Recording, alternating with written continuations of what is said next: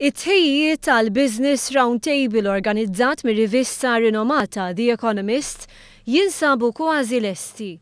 Iżda l-lista ta' mistednin distinti għadha qed tiżdied, kif ikkonferma magħna Senior Business Developer Manager ta' The Economist Chris Muntz. Even just today, I received the final confirmation that a very high-level delegate will be arriving from Tunisia to, again, look at the regional issues in the Mediterranean and the role that Malta can play as a business conduit around the Eastern Mediterranean and North Africa.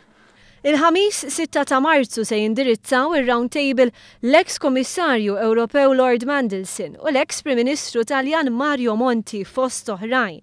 Il-President tal-Parlament Ewropew Martin Schulz se jkun qed jagħti video message. Nhar il-ġimgħa mbagħad isiru l-indirizzi tal-eks Prim Ministru Taljan Enrico Letta, eks Ministru Kummissarju Ewropew Grieg u rappreżentant mill-Lega Arbija. Dan flimkien ma' rappreżentanti ta' diversi kumpaniji strateġiċi minn diversi setturi fosthom dak tal-enerġija, turizmu, ICT u lob digitali u servizzi finanzjarji.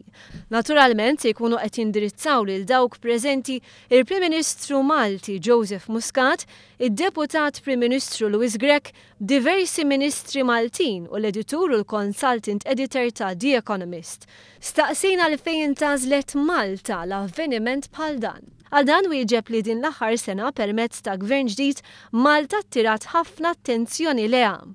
Most importantly, now that there's a new government here in Malta after a year, the local and the international business community has to understand what new initiatives and policies will be in the pipeline so that they can understand how to make their own strategic business decisions. Id-diskussjoni mhux se tkun kif nafuha s-soltu, l-indirizzi se jkunu osra u li jippromovu dialogu. Presentations, as it were, or speeches, are actually quite short, apart from a few keynote addresses by such individuals as the Prime Minister.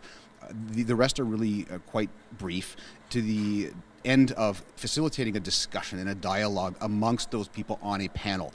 Permezz ta' dan l-avveniment, Malta qed tingħata prominenza internazzjonali fosthom fuq l-istazzjon CNN. That is true. CNN, as the international broadcast partner, has been running promotions on the CNN International. So that would be throughout Europe, Middle East, and Africa for the last week and a half. And that adds a real international character to the discussions that will be happening here. Ir-rivista The Economist toħroġ darba fil-ġimgħa u ilha stabilita mill-1843. Fl-2006 kienu qed jinħarġu aktar minn 1,500,000 kopja, bis-suq ewlieni jkun dak Amerikan.